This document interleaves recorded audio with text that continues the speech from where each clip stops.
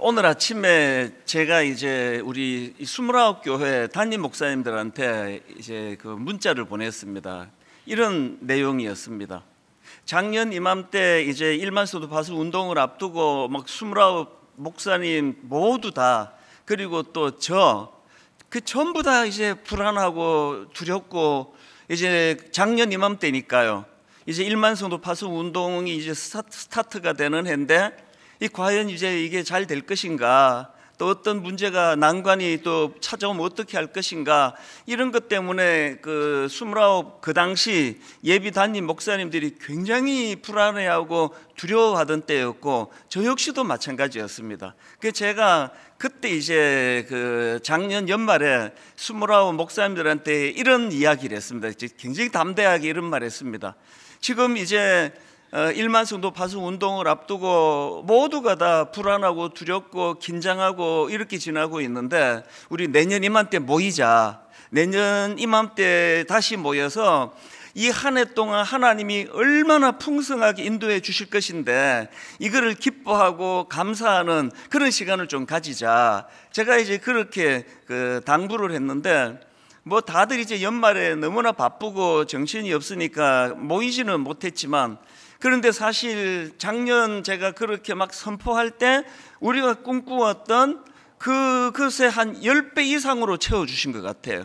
생각 이상으로 하나님이 29 교회에 은혜 주시고 또 기름 부어주셔서 교회들이 급속도로 그렇게 성장하고 자리를 잡아가고, 또 거의 대부분의 교회들이 지금 이제 안정을 찾아가고 있는 이 1년이 지난 이 시점을 너무 감사하게 아침에 제가 보냈습니다. 그래서 제가 그 29 담임 목사님들한테 작년 이맘때 기억하느냐, 모두가 불안해하고 장래에 대하여 그렇게 염려로 시작했지만 손색 없이 하나님이 이렇게 인도해 주신 거, 이게 너무나 감사하다. 그래서 제가 그 문자에다가 사무엘상 7장 12절을 제가 보내줬습니다.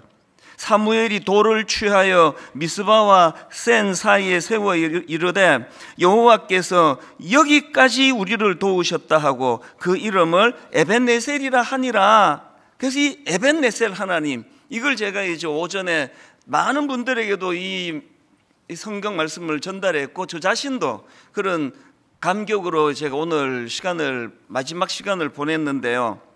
새해도 마찬가지입니다.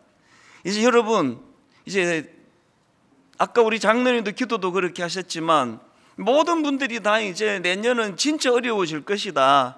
이제 경제적으로 이제 뭐 여러 가지로 이제 위기가 올 것이다. 그런 전망으로 시작하는, 그래서 참 불안하고 두렵게 시작하는 2023년도이지만, 그런데 여러분 이제 내년 이맘때에 에베네셀 하나님, 불안하고 두렵게 시작한 2023년도인데 하나님이 어떻게 피할 길을 주시고 어떻게 새로운 길을 가르쳐 주시고 어떻게 언어로 인도해 주셨는가를, 이것들을 생각하고 감사하고 감격하는 그런 기대감을 가지고 시작하는 2023년도 되기를 바랍니다. 사실 저는 개인적으로 이 새해가 굉장히 비장합니다. 왜냐하니까 사실 이제 2달 전에 있었지 않습니까? 이제 담임 목사 재신임 투표가 있었고, 이제 이게 제 생애 마지막 투표였잖아요. 이제는 아무리 재신임을 해도 이제 그 다음 텀에는 제가 없습니다. 그래서 이제 이 마지막 남은 텀의 시작이라 생각하니까 굉장히 비장해지는 것을 느낍니다. 이제 시간을 허투루 쓸 수가 없는 거예요. 제 40대 한 중반까지는요, 송구 영신 예배 때 매 이런 농담을 했습니다. 뭐 인생 별거 있습니까? 이제 뭐 송구 영신 예배 이거 한 20몇 번 드리면은 저도 이제 말이 버벅거리지. 하여튼 저도 이제 이거 다 내려놓고 또 물러가고 그럴 거 아닙니까? 이제 그렇게 하면 다 웃고 그랬는데요, 언제부턴가 내가 그 농담을 안 해요. 왜? 이게 실제가 돼버렸습니다. 인생 별거 있습니까? 이제 뭐 이렇게 한 몇 번 하고 나면은 저는 이제 이 자리에서 사라져야 되는, 이런 생각을 하면서 이제 한 해를 보내다 보니까 정말 한편으로는 하나님 앞에서 진짜 겸손해지는 걸 느끼고요. 별거 없는 거예요, 인생. 그러면서 또 다른 한편으로는 마음에 굉장히 비장해지는 걸 느낍니다. 어떨 때는 그냥 시간이 아까워요. 그래서 제가 그런 농담들은 요즘도 자주 합니다. 내 정말 월요일도 난 교회에 출근하고 싶다. 왜냐하면 이제 몇 년 지나고 내가 은퇴하고 나면은 이제 원로 목사가 되면은 자꾸 교회에 나타나면은 저 사람은 은퇴했는데 왜 자꾸 나타나? 이러실까봐 마음껏 교회를 출입해도 되는 이런 시간들을 제가 더 활용하고 싶은 마음을 가지고 있습니다. 그래서 이제 새해에 저도 굉장히 마음이 비장하고 정말 한번 하나님께서 새로운 부흥의 역사를 허락해 주셔서 하나님께서 이 2023년도는 분당 우리 교회 그 역사의 기록에 잊혀지지 않는 그런 부흥의 한 해가 되기를 원합니다. 이 꿈을 같이 꾸기를 원하고요. 또 모든 우리 성도님들도 여러분 개인과 가정에 지난 한 해 에베네셀 하나님 그렇게 인도해 주셨다면 새해에도 갑절의 은혜로 저와 여러분을 인도해 주시기를 바라고 그렇게 기도하는 한 해가 되기를 바랍니다. 제가 오늘 이런 면으로 이제 이 말씀도 참 비장하게 제가 묵상을 해왔는데요. 그 독일의 시인 괴테가 이런 명언을 남겼다고 합니다. 첫 단추를 잘못 끼우면 마지막 단추는 끼울 구멍이 없다. 이게 좀 뻔한 이야기 아닙니까? 첫 단추를 잘못 끼우면 마지막 단추는 끼울 구멍이 없다. 제가 이런 말을 했으면 아주 뻔한 얘기 뻔한 얘기 왜 해 이러실 텐데요. 괴테가 했다 그러니까 이게 명언이에요. 이 첫 단추를 잘못 깨면은 마지막 단추는 끼울 구멍이 없다고 하는 이런 그 내용을 제가 이제 인터넷에 떠도는 글인데 이거를 제가 찾아 읽었는데요. 그 다음도 한번 들어보십시오. 인간을 가리켜 이성의 동물, 지혜로운 동물이라 합니다. 그 지혜 중에 가장 중요한 지혜는 새 출발의 지혜입니다. 시작이 가장 중요하듯이 첫 발을 내딛는 마음 그 자체가 중요합니다. 노자는 천리길도 발밑 한 발짝에서부터 시작한다 이렇게 말했습니다. 길을 잘못 들면 아무리 잘 뛰어도 소용이 없다 이런 격언도 있습니다. 하루 계획은 아침에 있고 한 해의 계획은 봄에 있고 인생의 계획은 청소년 시절에 있다고들 말합니다. 그만큼 시작이 중요하다는 뜻입니다. 이 인간이 가지고 있는 지혜 중에서 가장 중요한 지혜는 새 출발의 지혜라고 한다면 지금 우리에게 이 지혜가 필요한 그런 순간을 우리가 지금 맞닥뜨리고 있는 거 아니겠습니까? 제가 조금 전에 인용했던 그 괴테의 말이요. 첫 단추를 잘못 끼우면 마지막 단추는 끼울 구멍이 없다.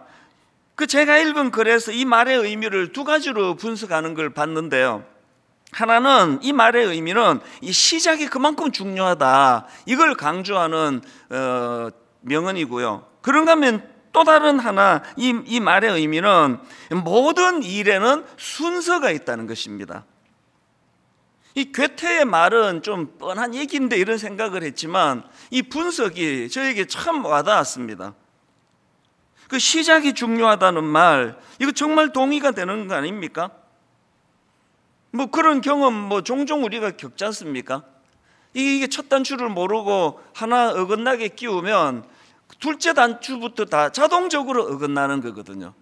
그래서 이게 첫 단추를 잘 끼우면은 나머지는 그냥 자동적으로 또 잘 끼워지는 거기 때문에 이 첫 단추를 잘 끼우는 게 중요하고 그런가 하면은 모든 일에는 순서가 있다는 이 말도 참 동의가 되는데요.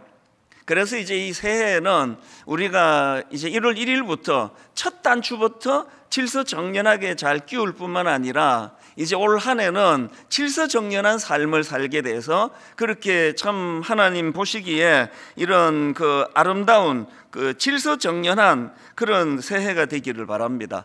이런 의미에서 제가 오늘 그 본문 말씀을 이제 이런 관점으로 좀 살펴보기를 원하는데요.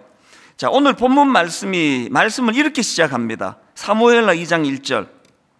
그 후에 다윗이 여호와께 여쭈어 아뢰되 내가 유다 한 성읍으로 올라가리이까 여호와께서 이르시되 올라가라. 다윗이 아뢰되 어디로 가리이까? 이르되 헤브론으로 갈지니라. 자, 이 말씀의 배경이 어떤가 하니까요, 여기 맨 앞에 이제 그 후에 이렇게 말씀을 시작하잖아요. 이 그 후에라는 접속사가 어디랑 연결이 되는가 하니까 바로 그 앞에 나오는 사무엘하 1장 1절을 보십시오. 사울이 죽은 후에 다윗이 아말렉 사람을 쳐 죽이고 돌아와 다윗이 시글락에서 이틀을 머물더니, 그러니까 오늘 이 본문 말씀은 그동안 다윗을 집요하게 괴롭히던 사울, 그 사울이 죽는 시점을 배경으로 하고 있는 거예요. 이게 지금 다윗 입장에서 보면은 너무나 고통스러웠던 과거와의 단절이 일어나는 거예요. 과거와의 단절이 일어나고, 그리고 다윗 입장에서는 이제 통일 이스라엘의 2대 왕으로 등극하는 새로운 시대가 열려지던 그 출발 지점에 서 있는 거예요.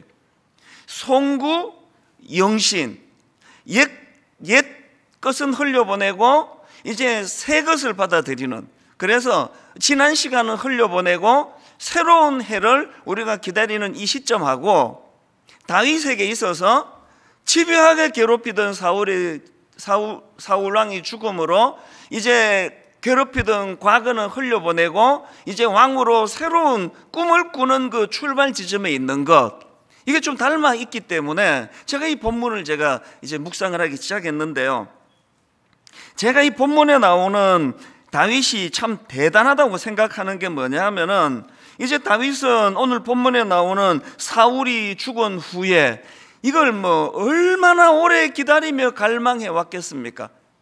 드디어 자기 인생에 그토록 오래 꿈꾸던 일이 이제 일어난 거 아닙니까? 사울이 죽은 후에. 그래서 이제 이미 하나님께서는 사무엘을 통해서 그에게 기름 부어주셨고, 백성들도 모두가 다 지금 다윗을 원하는 이런 절호의 기회가 찾아왔거든요. 그리고 또 다윗 입장에서는 사무엘을 통해서 하나님께서 그를 왕으로 점지하고 기름 부어주신 이후로 몇 년의 세월이 흐른지 아십니까? 대략 한 15년의 세월이 흘렀습니다. 그 긴 시간 동안 그렇게 기다려오던 그 오늘 이 시점, 그래서 이제 그 사울 왕이 끊임없이 자기를 죽이려고 그렇게 위협하던 그 모든 그 악한 것들이 다 제거되고, 이제는 거침없이 이제 권력을 가지고 왕이라는 그 자리를 향하여 달려갈 수 있었던 상황인데요, 그런데 놀랍게도 다윗은 함부로 나서지 않는 겁니다. 굉장히 신중합니다. 사실 이미 하나님께서 다윗에게 이스라엘 두 번째 왕으로 기름 부어 주셨기 때문에, 그리고 많은 백성들이 또 그 다윗을 원하기 때문에 이제는 그냥 거침없이 달려가면 되는 상황인데도 다윗은 그렇게 하지 않습니다. 하나님은 다윗의 이런 신중함, 이걸 참 귀하게 보셨다고 저는 생각을 합니다.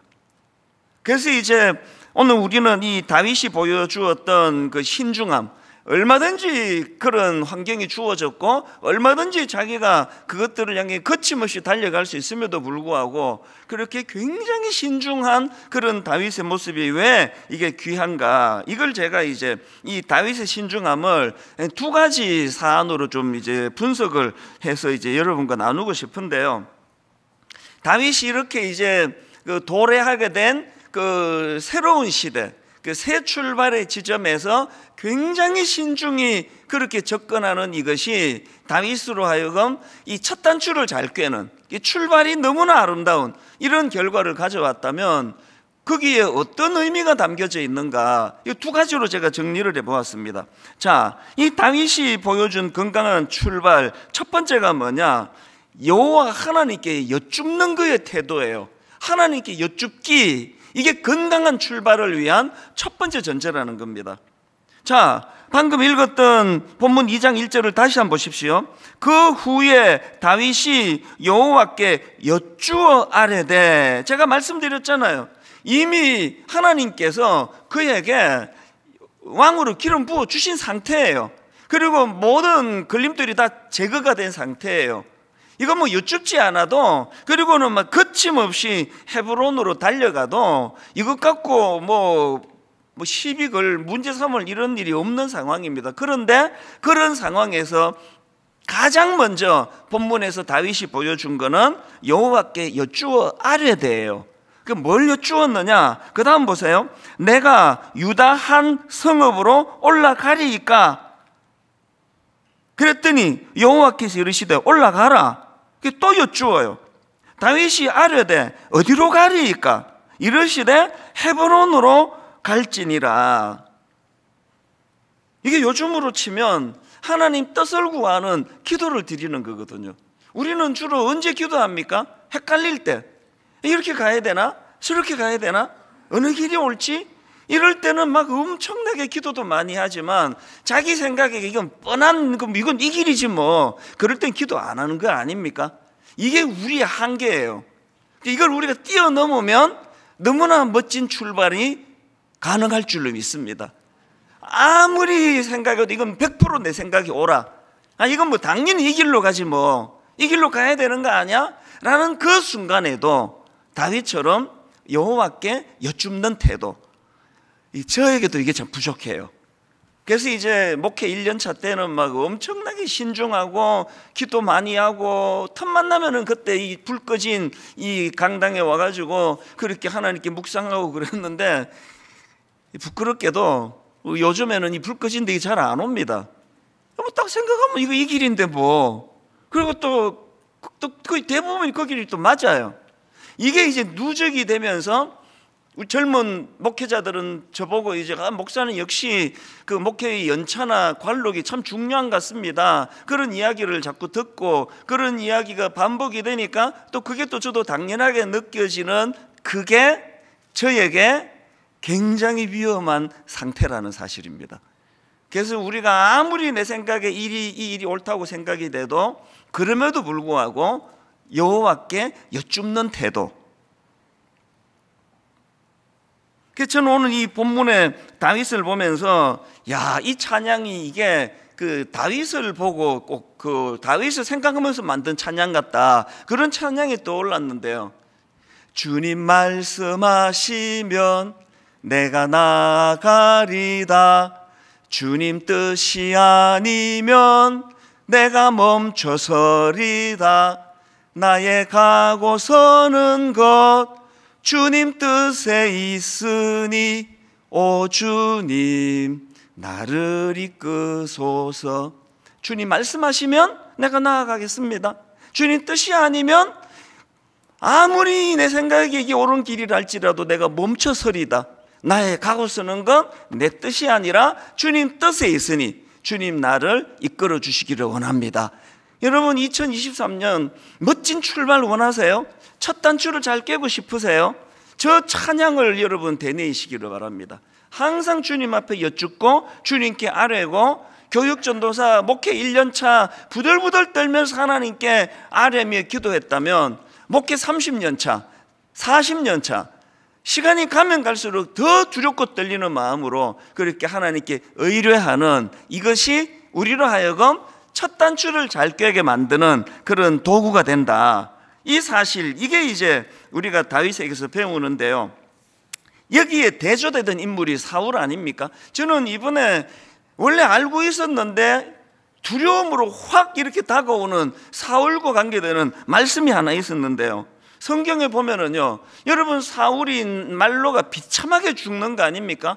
그런데 그렇게 사울이 비참하게 죽을 수밖에 없던 이유를 성경에 명시하고 있다는 사실이에요. 이게 저를 두렵게 했는데요. 역대상 10장 13절 14절입니다. 한번 화면을 보십시오. 사울이 죽은 것은 여호와께 범죄하였기 때문이라. 그러면서 이제 구체적인 범죄를 열거합니다. 그가 여호와의 말씀을 지키지 아니하고 또 신접한 자에게 가르치기를 청하고, 그 다음 14절 여호와께 묻지 아니하였으므로 여호와께서 그를 죽이시고 그 나라를 이새의 아들 다윗에게 넘겨주셨더라. 사울이 그렇게 비참하게 죽을 수밖에 없었던 이유를 딱 성경이 집어서 명시하는데, 여호와께 묻지 않는 그의 태도, 이게 그의 비극을 가져다 준 결정적인 원인이었다는 겁니다. 여러분 두렵지 않으세요? 저는 두려웠습니다. 사울도 왕이었잖아요. 지도자였잖아요. 그리고 또 한때 얼마나 순수하게 하나님 사랑하며 잘 나갔던 사람이잖아요.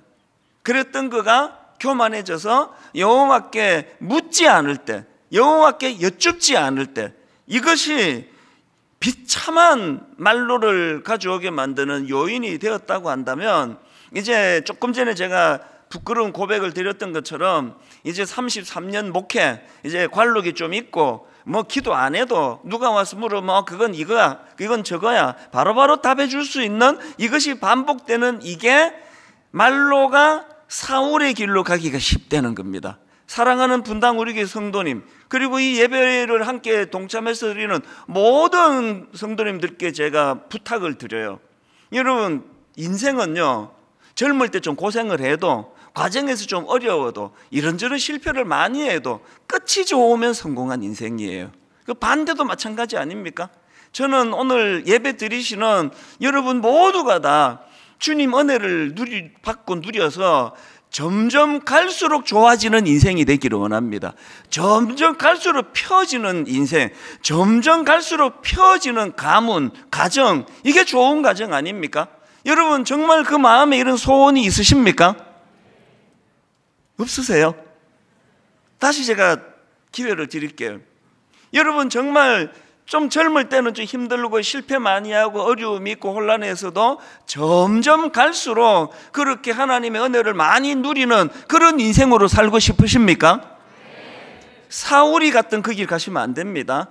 사울처럼 관록이 붙고 좀 자기 하는 행동에 자신이 있고 그래가지고 여호와께 묻지 아니하였으므로, 그래서 저는 저와 여러분이 정말 하나님 앞에서 이제 정말 하나님이 기뻐하시는 인생, 또 하나님이 형통을 허락하시는 그런 인생이 되기 위하여 이제는 정말 작은 우리의 걸음걸이라도 주님께 여쭙고 의뢰하고 주님 뜻을 구하는 것이 그냥 내 몸에 너무너무 익숙한 삶의 습관이 되게 되기를 바랍니다. 그래서 주님 말씀하시면 나아가겠습니다. 주님 뜻이 아니면 아무리 이게 내 생각이 옳은 길이랄지라도 바로 멈춰서겠습니다.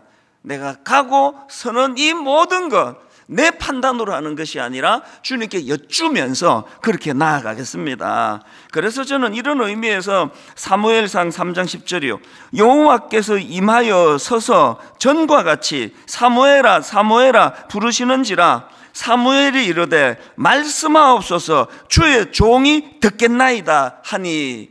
정말 우리 2023년도 교회적인 그 성경은 이제 이미 정해졌습니다만 이게 우리 마음에 새겨지면 좋겠습니다. 이제 송구 그리고 영신하는 마음으로 한번 선포하듯이 저를 따라 좀 크게 선포해 주시면 좋겠습니다. 이렇게 한번 따라해 보십시오.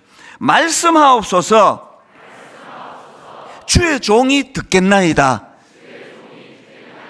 말씀하옵소서 주의 종이 듣겠나이다.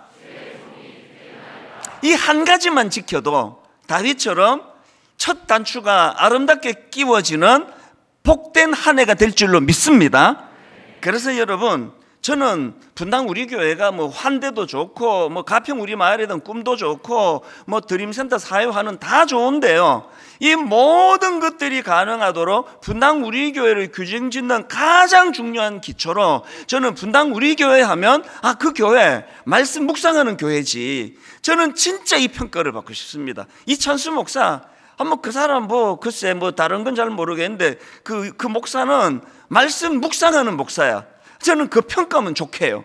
다른 거 별로 원하는 거 없습니다. 외모가 달라지겠습니까? 설교가 더 좋아지겠습니까? 제가 점점 더 매력적이기를 하겠습니까? 제가 바라는 거 없습니다. 저는 여러분 뇌리에 우리 목사님 그 말씀 묵상하는 목사지, 늘 말씀을 가까이 하려고 애쓰는 목사지, 그리고 분당 우리 교회 그 교회 그 말씀 묵상하는 교회야. 그래서 여러분 내년이래 봤자 내일입니다.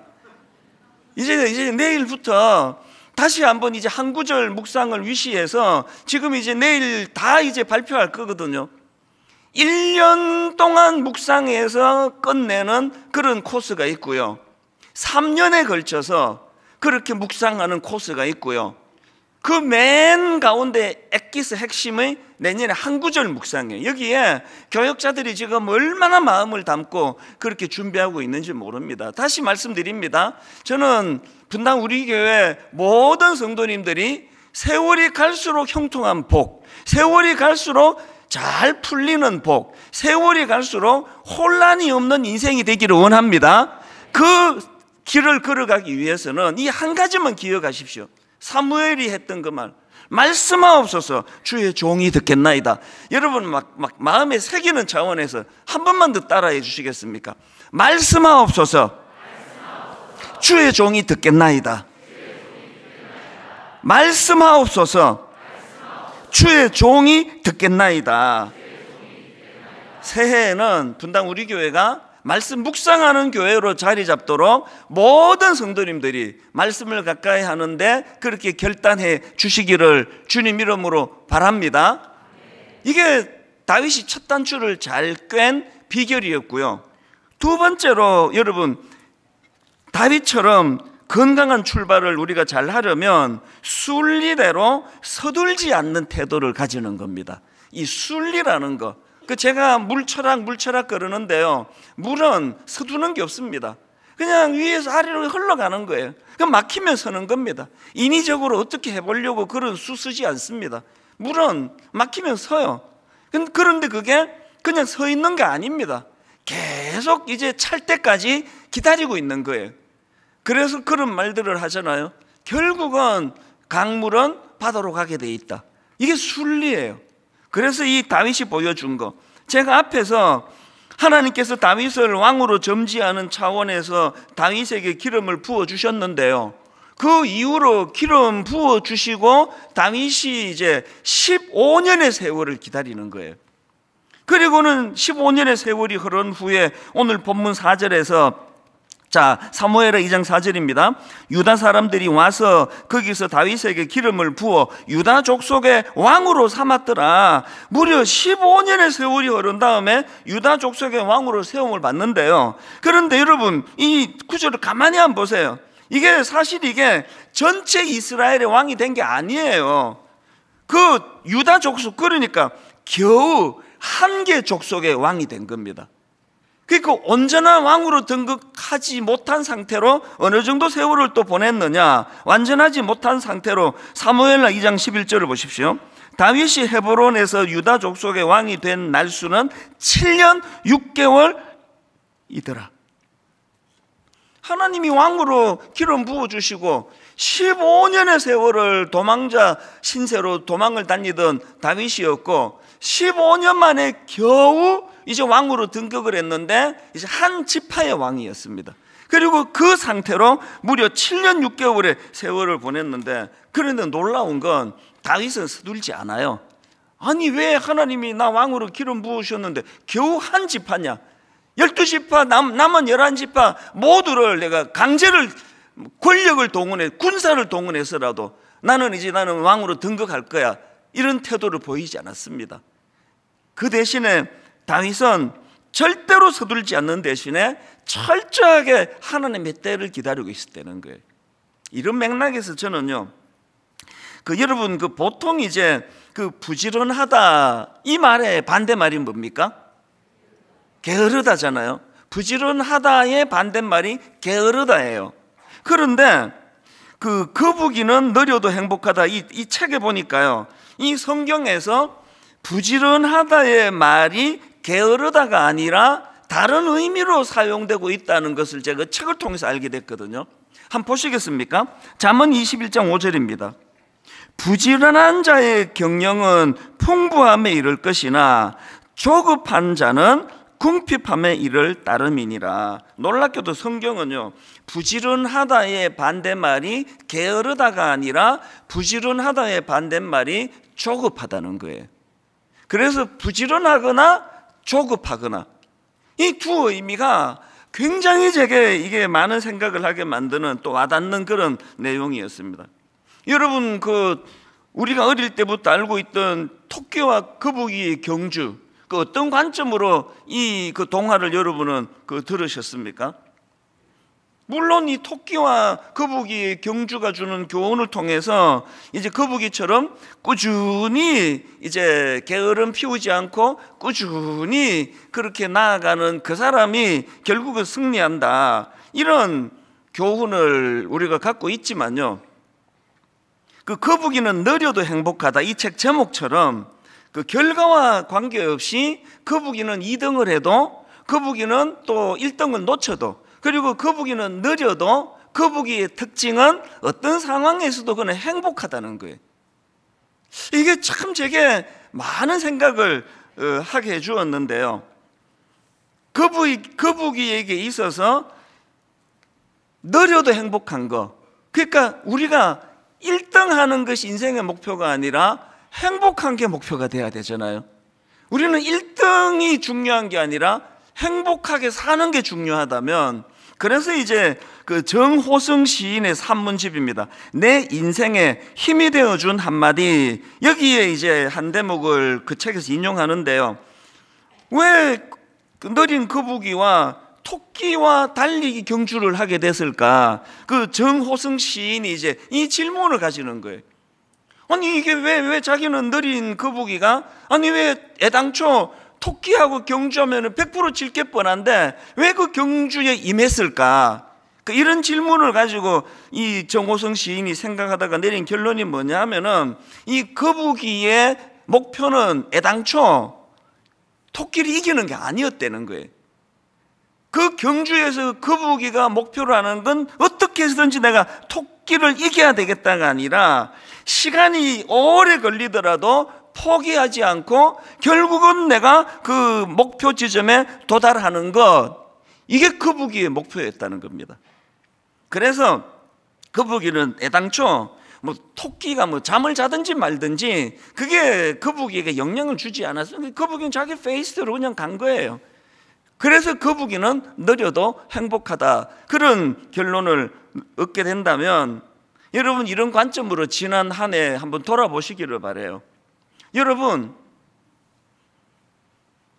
누가 뭐라고 나를 뭐 손가락질하고 또 무능하고 능력 없다고 비웃더라도 그게 연연하지 않고 나는 내 페이스대로 나는 그냥 행복하게 그렇게 나아갈 거야. 여러분 이렇게 사셨습니까? 아니면은 순간순간 조급하고 불안하고, 애 키우는 집에서는 그 딴 애들은 지금 뭐 벌써 이게 막 그냥 선행학습으로 막 저기까지 가는데 우리 애만 늦는 것 같고, 이런 불안하고 이런 두려움으로 그렇게 참 마음 평안이 없는 그런 한 해를 보내셨습니까? 거북이처럼 상황과 관계없이 거북이는 느려도 행복한 그 걸음을 여러분 걸으셨습니까?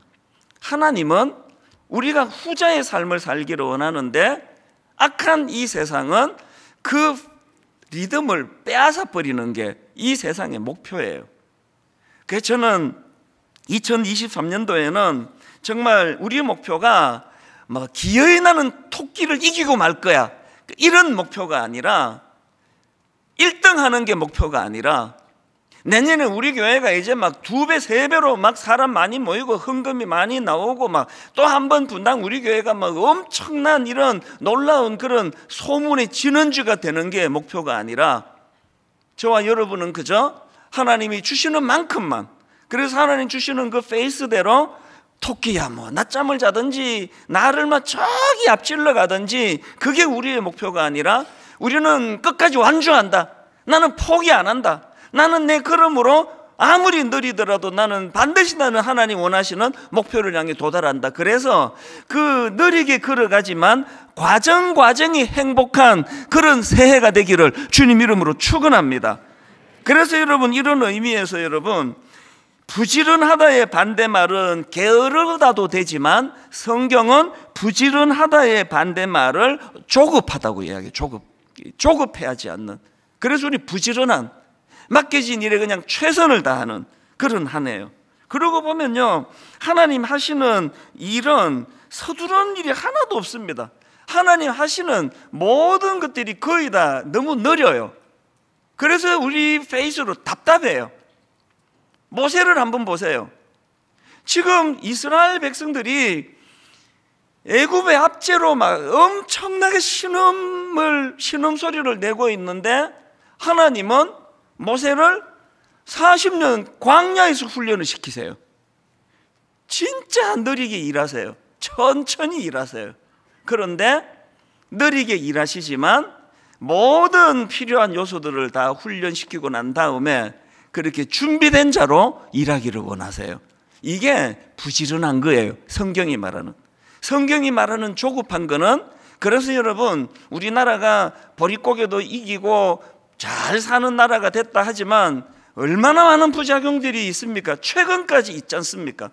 삼풍백화점이 무너지고 성수대교가 무너지고 말로 다 할 수 없는 가슴 아픈 그런 일들이 계속 터지는 것은, 그것은 우리가 부지런하지 않고 조급하기 때문입니다.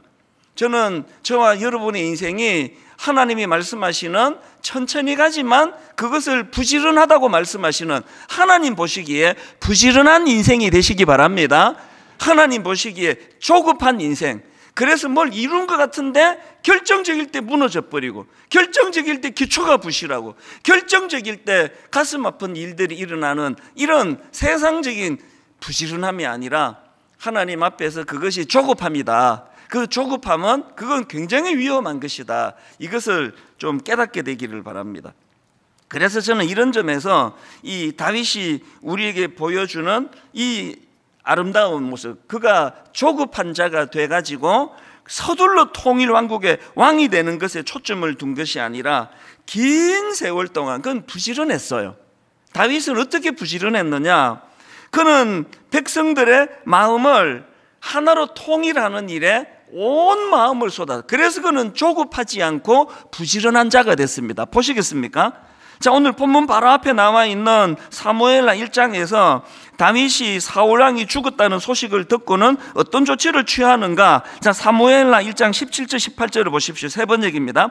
다윗이 사울과 그의 아들 요나단의 죽음을 슬퍼하여 조가를 지어서 부르고 그것을 활노래라 하여 유다 사람들에게 가르치라고 명령하였다. 다윗이 그 평생을 자기를 죽이려고 그렇게 혈안이 되어 있던 사울왕이 죽었을 때 이런 태도를 취하는 것도 너무 아름답고요. 그리고 또 그가 이제 가르치라고 한 그 조가 내용을 보니까 너무나 감동적입니다. 23절입니다. 사울과 요나단이 생전에 사랑스럽고 아름다운 자이러니 죽을 때에도 서로 떠나지 아니하였도다. 그들은 독수리보다 빠르고 사자보다 강하였도다. 요나단에 대해서 그렇게 애도하는 건 이해가 돼요. 그런데 지금 다윗은 사울의 죽음과 요나단의 죽음을 같은 선상에 놓고 애도하고 있는 거예요. 그런가 하면 오늘 본문 2장 5절도 마찬가지입니다. 다윗이 길르앗 야베스 사람들에게 전령을 보내 그들에게 이르되 너희가 너희 주 사울에게 이처럼 은혜를 베풀어 그를 장사하였으니 여호와께 복을 받을지어다. 이게 어떤 상황인가 하면은 길르앗 야베스 사람들이 다윗의 원수였던 사울 왕에게 호의를 베풀어 가지고 사울의 시신을 수습하는 일을 해줬어요. 이게 세상적인 정치로는 이거는 글쎄요. 당연히 그 정치 보복을 당할 수밖에 없는 상황인데, 놀랍게도 다윗이 왕으로 등극한 이후로 가장 먼저 한 일은 그 사울 왕의 시신을 수습해 준 길르앗 야베스 사람들에게 사신을 보내 가지고 그렇게 한 것에 대하여 칭찬하고 격려하는 일을 해줬다는 겁니다. 뭘 의미할까요? 다윗은 조급한 자가 아니라 부지런한 자였어요.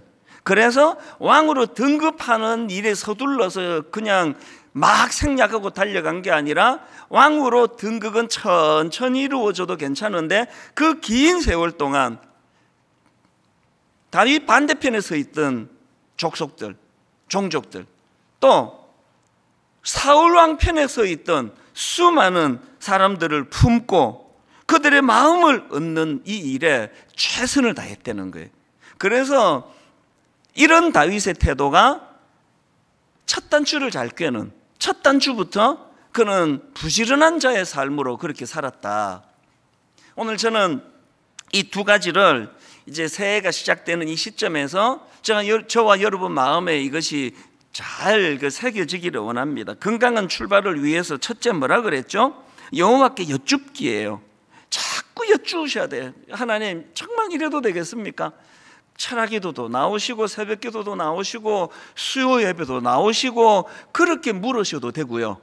그리고 우리 일상생활 가운데 아침에 출근하면서 우리나라처럼 이렇게 출근길 막히고 정말 이거 뭐 지하철을 타도 막히고 복잡하고 뭐 차를 몰고 다녀도 막히고 이런 때 기도하기가 너무 좋잖아요. 여쭙는 거예요. 지하철에서, 버스에서. 오늘 하루 하나님, 제가 어떻게 살아가기를 원하십니까? 어느 길로 가기를 원하십니까? 하나님께 여쭙기. 그런가 하면 두 번째로 순리대로 서둘지 않고 서둘지 않는 태도 가지기. 그게 조급한 자가 되어 궁핍함에 이르지 않고 부지런한 자가 되어서 참 그 경영이 풍성해지는 자의 길이라는 사실입니다. 말씀을 제가 오늘 이렇게 정리하기를 원합니다. 여러분, 모든 전문가들이 내년이 다 어려워질 것이다, 경제가 힘들 것이다, 문제가 많아질 것이다 이렇게 전망할 때 우리는 역으로 한번 오늘 우리가 새해를 꿈꾸기를 원합니다. 새해에 하나님, 그 모든 어려운 일이 많아지고 역경이 많아진 이거를 하나님의 은혜로 뚫어내는 은혜를 주시기 원합니다. 뚫어내는 은혜를 주시되 첫 단추부터 잘 꿰기를 원합니다. 아버지, 1월 첫째 주부터 시작해 1월 1일서부터 하나님 술술술술 하나님의 형통하심으로 첫 단추부터 잘 꿰어지는 새해가 되기를 원합니다. 그러기 위하여 하나님께 여쭈어야 됩니다. 하나님께 아무리 사소한 일이라 할지라도 하나님께 여쭙고, 그리고 조급한 자가 아니라 부지런한 자가 되기 위하여 순리대로 서둘지 않는 그런 한 해가 되기를 주님 이름으로 축원합니다.